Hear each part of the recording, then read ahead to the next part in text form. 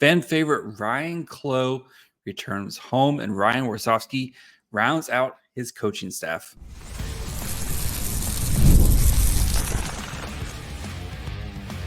You're Locked On Sharks, your daily podcast on the San Jose Sharks, part of the Locked On Podcast Network, your team every day.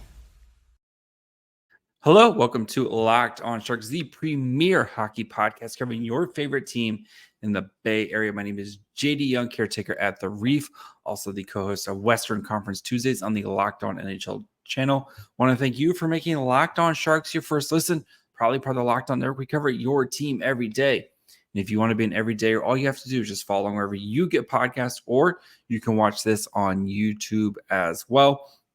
And we have several announcements from the San Jose Sharks as Ryane Clowe officially rejoins the organization as the assistant general manager. So we'll dig into that, dig into Ryan Warsofsky's coaching staff, and then get caught up on some news and notes around the Sharks and Barracuda. So before we do all that, do want to let you guys know that today's episode is brought to you by Game Time. Download the Game Time app, create an account, and use code LOCKEDONNHL for $20 off your first purchase.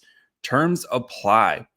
So let's start with Ryan Warsofsky. Of course, fan favorite for the San Jose Sharks. Played for the Sharks from 2005 through 2013. Beloved Shark, known for his toughness and his kind of ability to find the back of the net. Just beloved Shark. And he was officially hired today as the assistant, or it was announced that he was hired as the assistant general manager. This was seen after he was spotted at the development camp. This on Tuesday. What day is it? Yeah, on Tuesday. And I think this isn't just a bring your friends home and come hang out type of move for the Sharks. Like, Ryane Clowe is a well-respected front office person who's kind of starting to see his star rise. So he played hockey basically until 2008. His last season was 2014, 2015, where he played 13 games. Of course, we know concussions kind of forced him to retire. In the 2016-17 year, he joined the New Jersey Devils as an assistant coach. So he was behind the bench for 2 seasons for them. Then he went to the ECHL to become a head coach of the Newfoundland Growlers. Unfortunately, because of his concussions, he did have to step down from that. Since then, he's worked the past 3 seasons with the New York Rangers. He was a team consultant for the last 2 years, then a senior advisor for the Rangers in 23-24 before getting the assistant general manager job for the Sharks. So this isn't just Ryane Clowe's been going through the kind of this motions and the steps to work, in the front office here as being an assistant coach, being a head coach, kind of being an advisor and working his way up. So as we've seen with the Sharks and just this kind of good vibes Sharks that we're having, where yes, very talented. The children are very talented, right? And Mac Celebrini and Will Smith and Kasper Halttunen and Quentin Musty and Cagnoni and Sam Dickinson, like the talent that is starting to pour through San Jose is one of the best groups in the league. But what Mike Grier is doing to try to kind of put these kids in the best position to succeed by having former talented players, but guys who kind of come from some different backgrounds as well. And I think, you have your Patrick Marleaus and your Joe Thorntons who are well-regarded, high-end picks, and they're going to be, Joe Thornton's a Hall of Fame lock, and I think Patrick Marleau gets in the Hall of Fame at some point. Both those guys are, by the end of November, going to have their numbers retired in San Jose. But getting a guy like Ryane Clowe, who, kind of a grinder, right? He was a 6th round pick, had to kind of work for everything, coming out of the Q, playing a couple seasons in the A, he's a guy who's battled and kind of been through a lot, and even dealing with the injury stuff, right? Of dealing with the concussions. This is a guy who's his career, he's had to earn every little bit. And I kind of like having some of those grinder guys around because of everybody's path isn't the same. And I think having a guy like Clowe who can be there for the young kids and kind of help Mike Grier and his, what he sees when it comes to, assessing talent. Having a guy like that is I think is a positive thing, just because it brings a different perspective. And maybe there is that unearthed 6th round pick that the Sharks make, or find, that ends up being something special. Sharks have done it several times before, and maybe just having a guy like Clowe around who can kind of help find that. So I'm really excited to see Clowe back. Good for him to get that. He's kind of put those, it seems like he's put those health issues in the rearview mirror, has been able to start to kind of build him a very successful front office career. And again, like, just right now, the vibes for these Sharks are just absolutely immaculate. Like, it feels like they're doing a lot of stuff right, and we'll see how this continues to go. But I think having Ryane Clowe in the building is going to be a big part of what's going forward with the Sharks. And, I know there's a lot of questions about Mike Grier when he got hired as a general manager because of his lack of experience. Mike Grier has a plan, and he's seeing that plan through right now. And I think now we're getting to that, it's easy to tear things down phase, but now we're starting to kind of see how the plan is coming together to kind of build things up. And I think having smart people who know the game well, and Ryane Clowe is a smart person who knows the game well, knows also how to kind of finagle the rules when sitting on the bench. But having a guy like that in the building, I think, is going to just be another service to San Jose and to the Sharks and what this organization is building, right? And I know Clowe and Grier played together. There was a great photo of them hugging. Like, someone found a photo of them hugging on the ice from several years ago. But yeah, like, having those guys, right? So if you are a Luca Cagnoni or Eric Polkamp or somebody like that, who, like, how do you keep fighting? Like, you can go to Clowe and be like, how do you keep fighting? How do you kind of keep working through this stuff? And, like, how do you, as a mid to late round pick, like, Clowe's been there and done it, right? He's been through the battles, and he's kind of been through it. He's dealt with injuries. He's kind of done everything. I think that's just going to be another important thing to have for these young guys. But, then you also, like I said, you have Joe Thornton, who's, had the weight of the world of expectations on him being a number 1 pick, right? And you saw he got traded as a number 1 pick. Not that we were hoping, we never have that issue with Macklin Celebrini, but, a guy like Thornton who has had the weight of the world on him, and, like, how do you play through that, and how do you deal with that? And, Patrick Marleau, who, fairly or unfairly, has had a lot of playoff failures laid at his feet, for the Sharks. Never kind of, like, just having these guys who've been through it as you're building this new culture and letting these young kids kind of marinate and dealing with the pressures that they have to deal with, right? I mean, for Macklin Celebrini and Will Smith, right, the entire weight of franchise is on, an 18 and 19-year-old kid's shoulders here. And how do these two grow together and hopefully become the next version of Joe Thornton and Patrick Marleau, except for maybe with a Stanley Cup attached to it? Like, that's what Mike Grier is trying to build right now. And I think just diversifying and trying to get as many smart people in the building to help is the best thing you can possibly do right now. So I'm interested to see kind of where Clowe's focus is, if it's going to be kind of development, right? He, especially as a guy who was a former assistant coach and former coach, is it going to be kind of more on that? Is it going to be more pro side, as a guy who's also worked with the Rangers the past couple of seasons? Kind of where his specialty is with the Sharks is going to be interesting. But right now, the whole everything right now is the children, and getting the kids ready to go, and getting these guys, making their transition as easy as possible as they go from playing college to pro, in Will Smith and Macklin Celebrini's case. And, and guys like Eklund, like, okay, how do you, great first season, how do we kind of take that next step?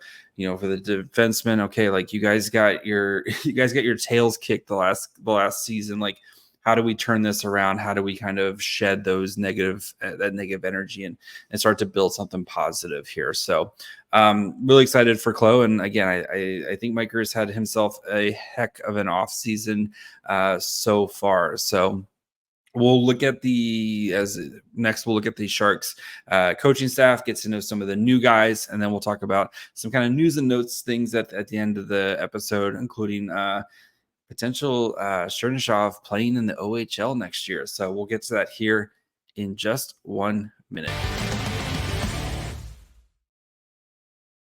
It's summertime, which of course means going to catch a baseball game.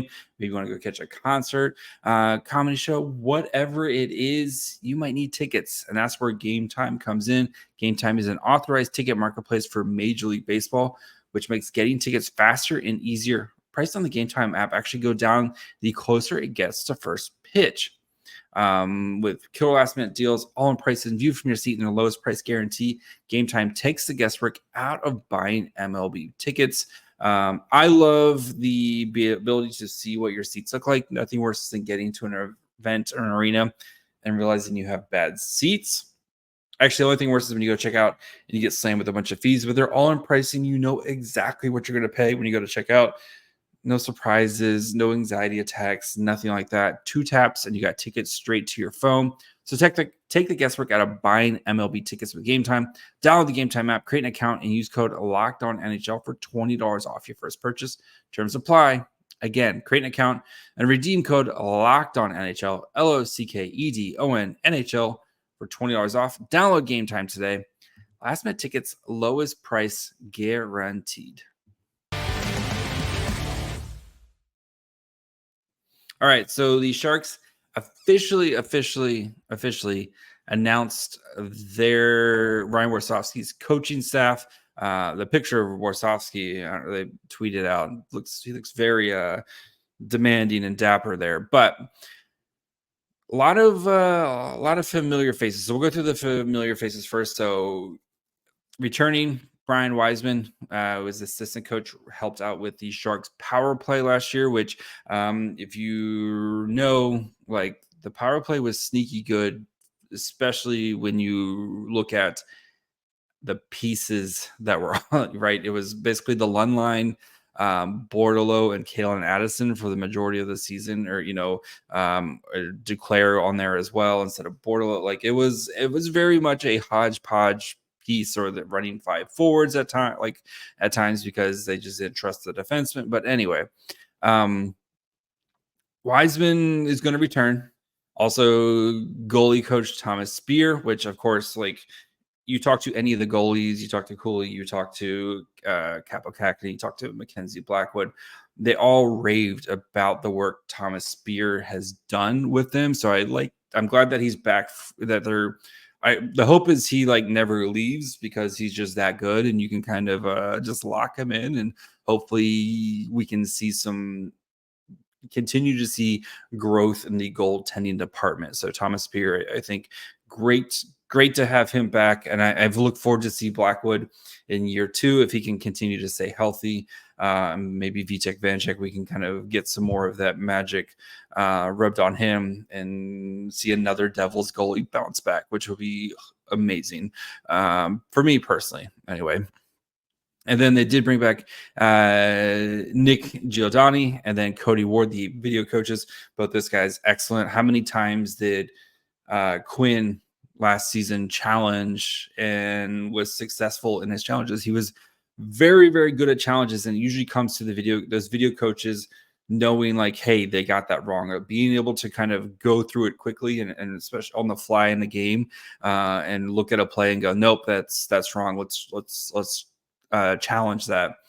So really, really feel positive about kind of those pieces coming back. So the new additions for the Sharks, one, Doug Houda, former player. He's 58, played in the league for several seasons with the Wranglers and the Red Wings. In the WHL with the Wranglers. Then he played with the Red Wings, Whalers, Kings, Sabres. Kind of bounced around for several years before calling it quits.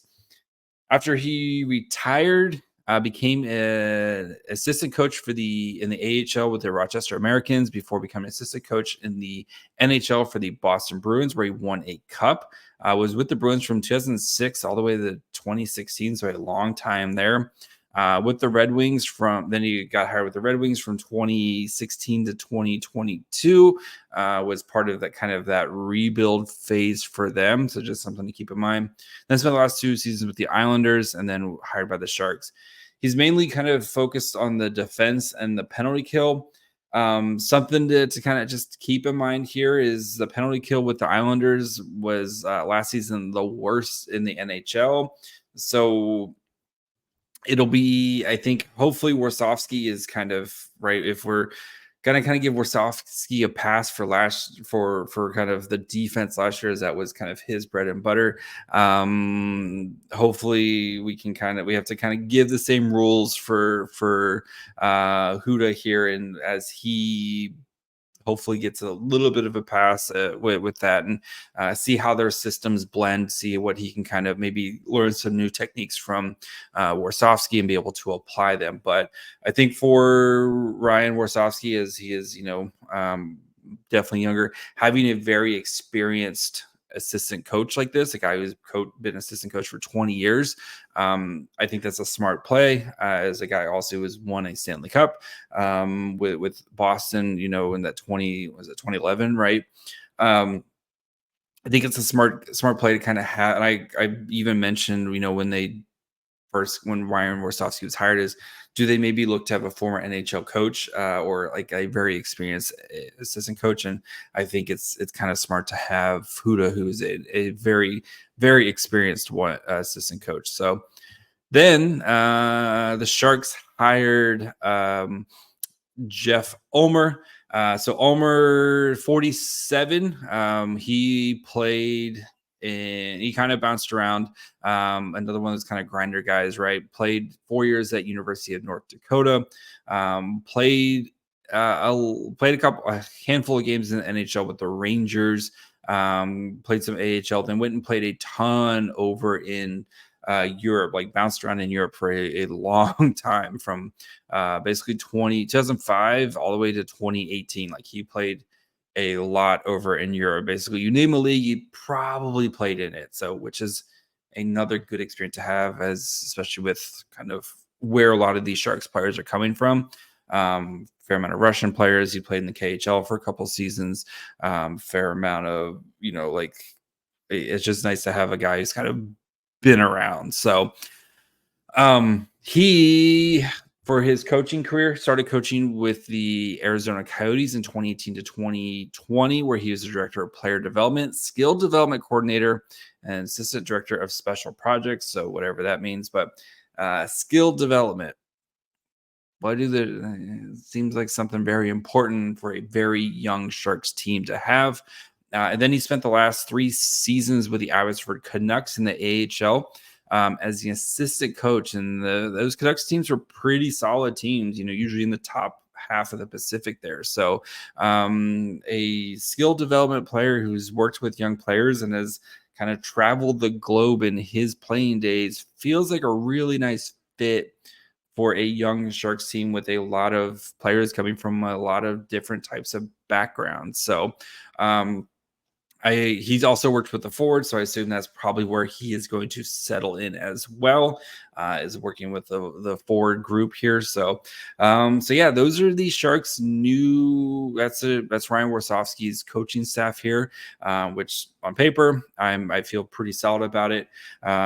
Older assistant guy, younger assistant, who's coming from that development path. I think that's kind of feels about right.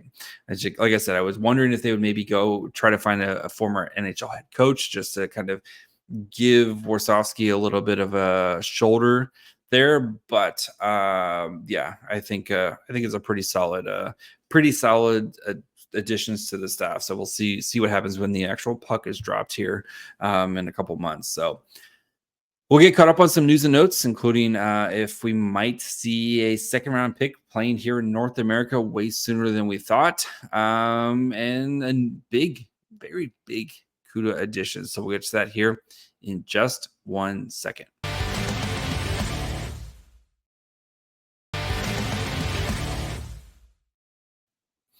All right, let's finish up by getting kind of caught up on some news and notes. We'll start with Igor Chernyshov, who the Sharks selected at 33rd overall this past weekend's draft.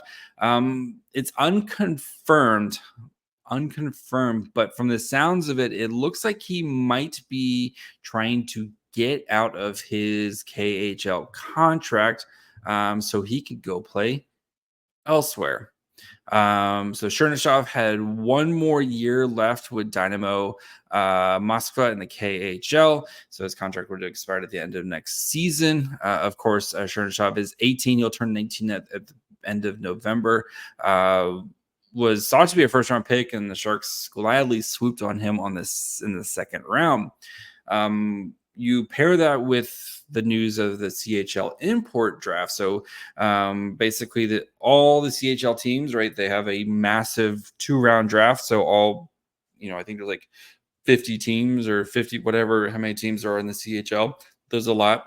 They have a draft and they go through and they select basically any non-North American type of player. So like European players, Russian players, all that. And they draft them for their rights. And some, majority of the time, these guys don't come over, but sometimes they do. So Igor Chernishov's rights were actually drafted by Saginaw Spirit. Saginaw, who won the Memorial Cup this year, and also has a guy named Zane Perek, who was drafted by the Flames at 9th overall, and is expected to be an absolute monster of a team again next year.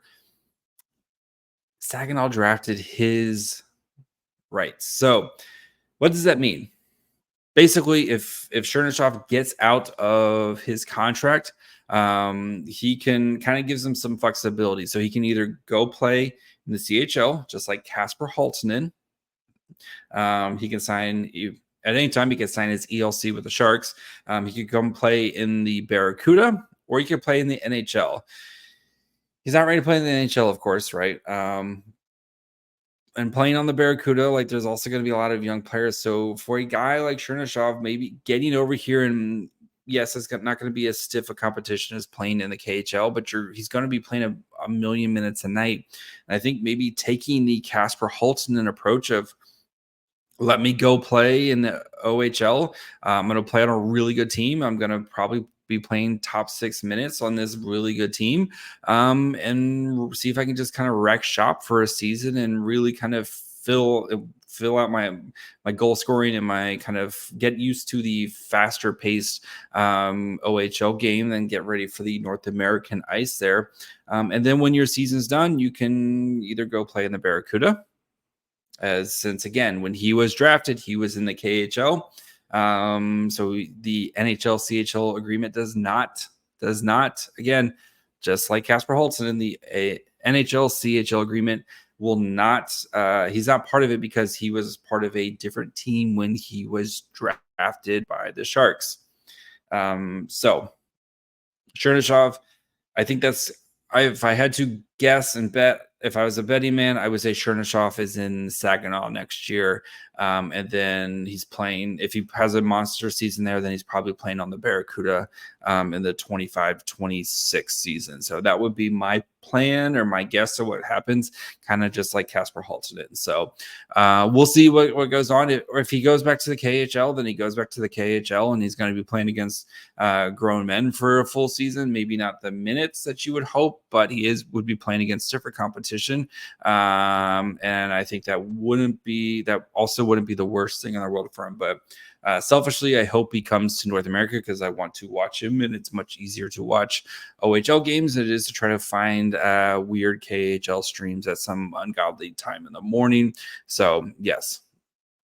Other news: the Barracuda also announced the signing of forward Andrew Poturalski. Poturalski is a massive signing for the Barracuda. The Barracuda quietly having a really nice offseason here with some of the additions that they've made. And hopefully this is the year where the Barracuda is good. But Poturalski, he has gone to the AHL finals, the Calder Cup, 4 straight, I don't want to say seasons, but because they didn't have the call. They didn't have it. It was canceled in 2020 and 2021, of course, because of COVID.